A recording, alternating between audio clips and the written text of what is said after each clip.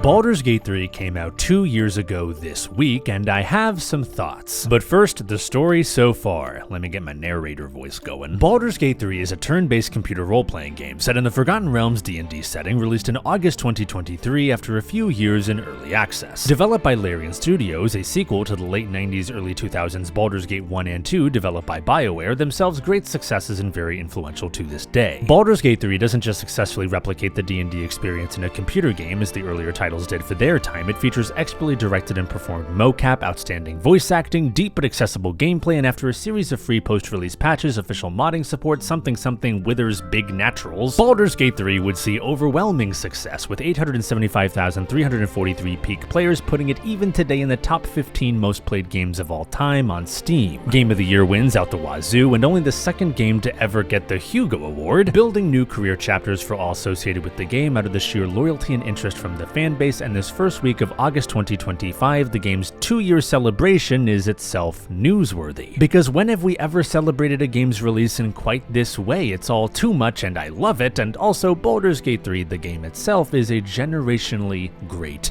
video game. And this is ultimately why I'm making a sillier, looser video like this, a somewhat self-indulgent reflection on my experience with the game, and in very brief, a longer take is in the works, what Baldur's Gate 3 means to me. I grew up on Baldur's Gate 1 and 2. I had been waiting for a follow-up from 2 since I can't even remember, and I always dreamed about what a Baldur's Gate 3 would even look like or accomplish. And I can say with no hesitation, Baldur's Gate 3 surpassed my wildest expectations from the way it flawlessly adapted the 5e rule set and made D&D even more accessible and cool to a whole new host of people. To the way it honored the writing of the first 2 games while also presenting these characters to a new audience and not being shackled by what came before. To the way it tackles themes of freedom, individuality, trauma, and how many barrels you can use to blow up your enemies. It is thematically deep while also being genuinely fun to play. To the post-game release content from Hexblade Warlocks to an epilogue that stands out as the best storybook closed moment I can remember in a game. It's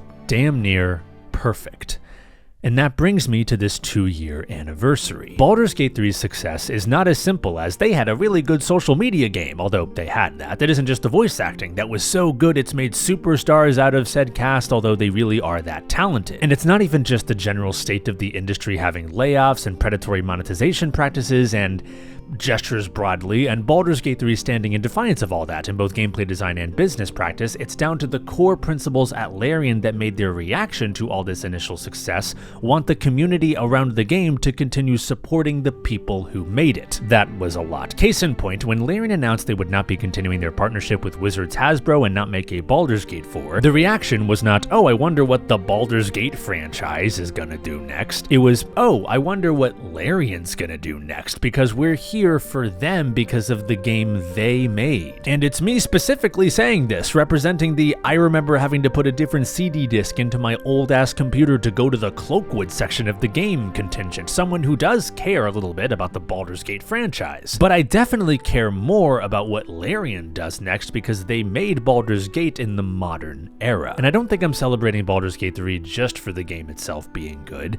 It's the way Larian encouraged the voice actors to promote themselves and the game without constraining them. The way Sven Vinga used his Game of the Year presentation speech the following year to not do a victory lap, but offer a vision for how the industry ought to move forward. The way the publishing folks at Larian constantly highlight the community's passion for the game, silly, yes, but also earnestly celebrating it and interfacing with their community in a genuine and lovely way, as they had done in early access, as they will continue to do. Like, it's a small thing, but as a writer who wants to get into video game writing specifically, when they shouted out Twine and Ink as good places to start, that just gives me something to aim at, you know? And that was casually dropped in one of their many streams and presentations, just openly chatting and sharing with the community about the cool game they made. And in general, the way Larian adheres to the principles that guide them as a company and as designers, make a game for everyone. Which, if viewed from a publisher's perspective, would have meant years ago, don't make a niche CRPG, but of course, Baldur's Gate 3 proves you can make a CRPG for everyone while not sacrificing depth depth of design. As Balatro proves, you can make a poker roguelike for everyone. And as Larian is going to prove again, you can just make a game for everyone. Genre and especially IP is part of this success, but it is not all of it, and certainly not the deciding factor. The developers, the artists, the people are what make games good. Shouldn't need to be said, but again,